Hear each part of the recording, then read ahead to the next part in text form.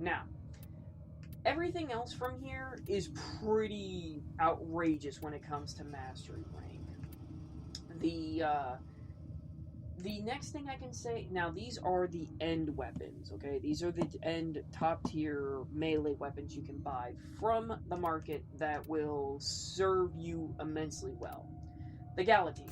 The Galantine in of itself used to be, I should say, the strongest two-handed melee weapon in the entire game. Hands down. There was nothing that could beat it, except now, which is war, but that'll happen later. You know, you can't really get it from here, and that requires an immense amount of grinding. Now, Tenno, there's a time-limited mission alert available. Check navigation. All pretty simple. The only setback with the Galantine is, I believe it's rank mastery 7 or 8, something around there. Same with the Dragon Nakatna, as well as... Is there another good one here? Now, yeah, that's pretty much... Oh, the Chroman, right, the Chroman. Here is the big bad mamma jamma that you would not believe would actually be astounding. And the reason why you wouldn't believe it would be astounding is because, majority-wise, when you see something that doesn't have a very high crit chance or anything like that, you can't really expect it to be amazing. However, the spin attack on it, as well as the fact that when you're actually flying through the air, if you bullet jump and then melee, it hits consecutive times like a blender. It's an air blender, essentially.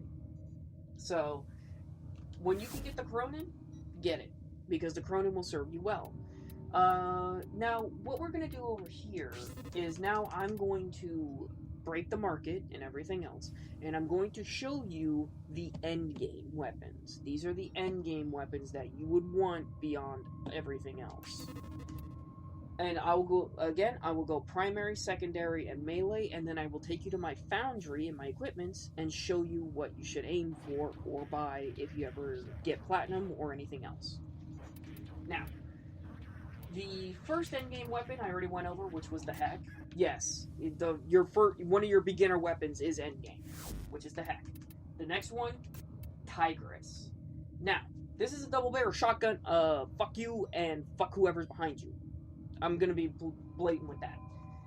This weapon is insanely powerful. The only thing that actually beats it raw damage-wise, shotgun-wise, is its improved brother, the Sancti Tygris, which you get at rank mastery 12 from New Loka. The reason for this is because that base slash damage, impact, and puncture will kill pretty much anything with a double barrel shot. You can actually time the shots if you hold the trigger, and you'll be fine. You'll fire one shot, hold the trigger, and then line up the next shot, and let go, and boom, gone. It will pretty much kill anything in front of you. Except the only problem with it is because it's a double barrel, fire twice, reload, fire twice, reload. You get the idea. Next endgame weapon, Tonk. I believe this just recently came out, believe it or not. Now, the reason why this is more of an endgame than a begin game weapon is solely because of the Oxium, the requirements for it. Oxium, Cryotic, and Argon crystals. Oxium can only be obtained through two sources, really. Well, three. One is Oxium Osprey turrets that are found in Corpus missions. Random canisters, which is a rare drop. And also you can buy a bundle of 300 from the marketplace for, I think it's 20 or 30 plat. Now, the reason why this is an endgame weapon is because that crit chance and crit multiplier. Let me actually take you to my foundry real quick and show you what the end results can look like. Now, keep in mind, I do not have, the end-all, be-all builds and everything else. It's really difficult to actually get that. But this is my Tonk build. Let's see here, what we got here. 104% chance to crit with a 7.0 multiplier. What that means is every time you pull the trigger, you are getting a crit. And not only that, but there's a chance for a red crit. And what a red crit is it's a double crit. It's crit on top of crit. Yeah, that exists in this game. Times 7, and it's a 7 times multiplier. I don't worry too much about the status because by that time they're already dead. This is an amazing wave clear weapon. Also, there's no friendly fire damage in case you actually get too close to somebody. It actually makes you rocket jump. That's freaking cool. That'll actually do it for the primaries, believe it or not, just straight from the market.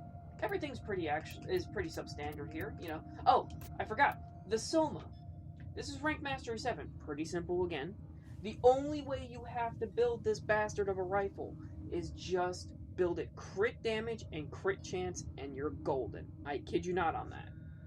The reason being is 30% chance to crit, 3.0 multiplier, with a 100 round magazine.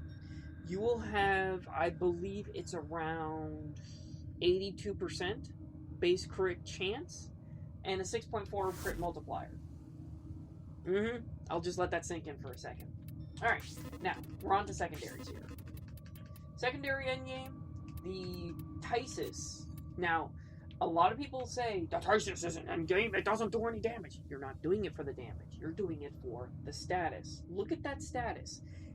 50% base. You only need 2 different mods to make that 100%. 2.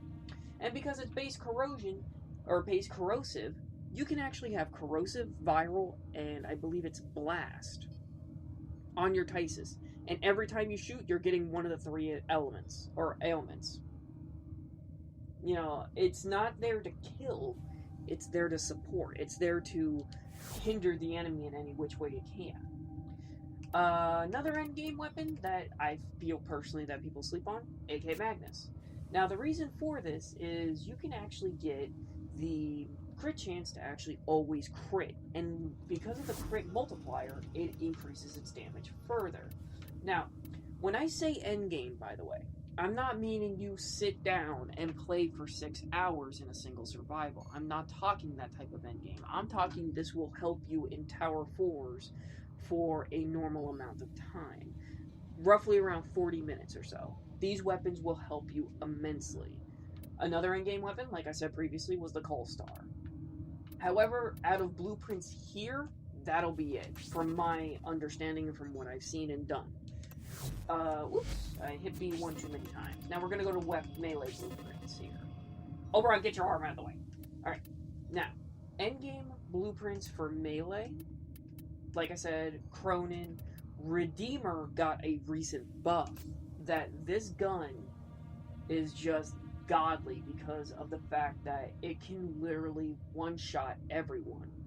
I kid you not on that. This gun, or this melee shotgun, can do 860,000 damage with a cloak with Ittarra.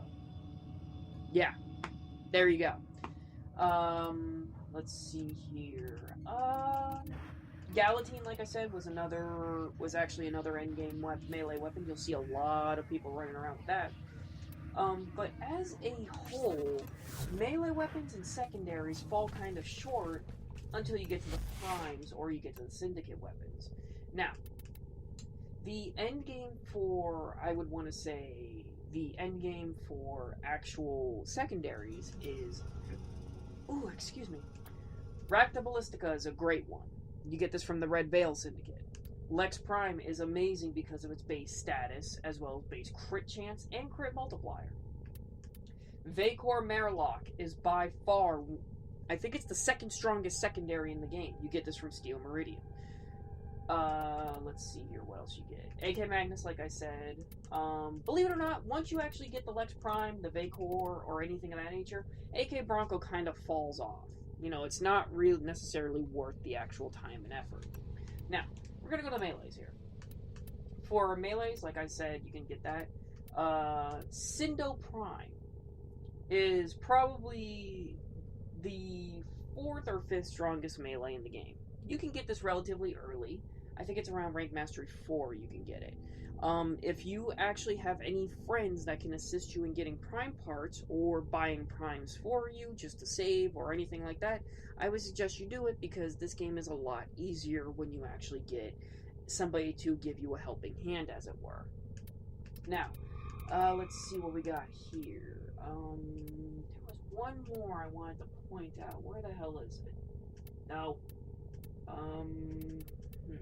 Give me 1 second here. I apologize for this in advance. Just want to make sure I'm giving you guys everything that there is to actually be seen. No, that'll actually... Oh, right. I remember what I was going to do. Okay. Now, endgame primaries are pretty much a dime a dozen. you can make any primary pretty much endgame with enough love and attention. Now, as you can see here, I don't really have much of the beginner weapons except for the heck. The heck will always remain in my arsenal. Let's see here. Okay, here we go. Parrish Prime. Amazing starter primary. This bow will actually make you feel overpowered. Now, I haven't used it in God knows how long. Like, I haven't even freaking looked at this thing for a while now.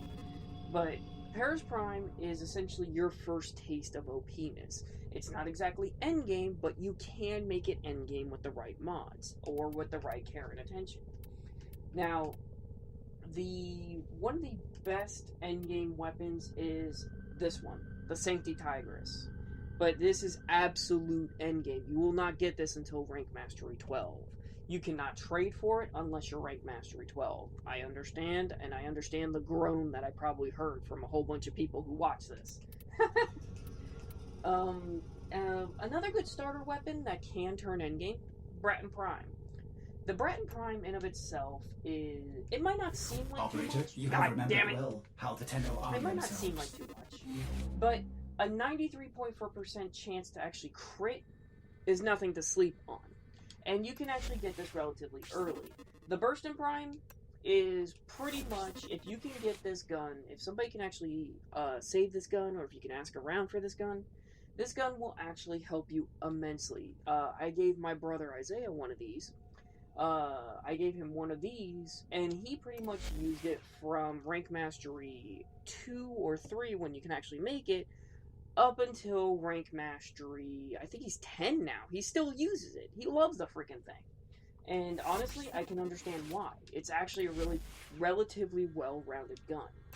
Now, there are going to be certain weapons where you'll just find it naturally, like if you join a clan or something like that, you'll find the Torrid and stuff like that, the Amprex.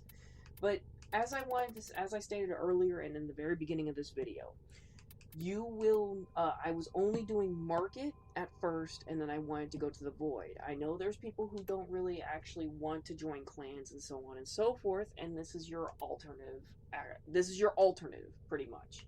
Go to the Void, and just ask around and see if you can actually find anybody that's willing to help. Because, you know what?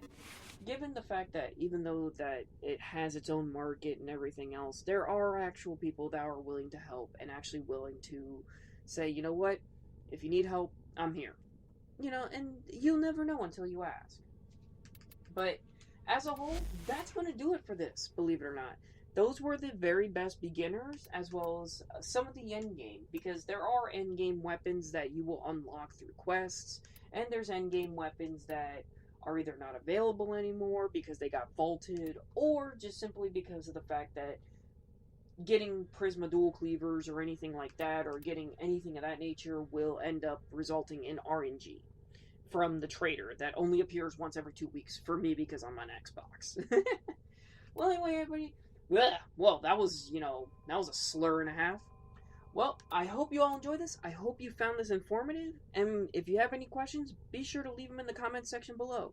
And if you want me to make another video, excuse me, if you want me to make another video on this, or if you want me to make a drop source, or what's the best farming spots, or anything like that, please leave it in the comment section below. I read every comment, and I will be glad to help you in any way I can. This is Ittarra, signing off. I hope you all enjoyed this, and I hope you'll stick around for the next part. Holy crap, this was a half hour long. Take care, everyone, and be safe.